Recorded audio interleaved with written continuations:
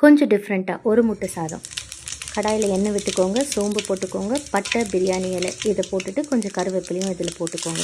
இதுக்கப்புறம் நறுக்கி வச்ச ஒரு 3 வெங்காயம், இந்த வெங்காயத்தையும் இதில் போட்டுட்டு நல்லா ஃப்ரை பண்ண போகிறோம். இந்த வெங்காயம் நல்லா ஃப்ரை ஆகி வந்ததுக்கப்புறம் இதில் 1 ஸ்பூன் அளவுக்கு இஞ்சி பூண்டு பேஸ்ட்டு போட போகிறோம். இந்த இஞ்சி பூண்டு பேஸ்ட்டையும் நல்லா ஃப்ரை பண்ணிவிட்டு இதில் கொஞ்சம் தக்காளி ஆட் பண்ணுறோம்.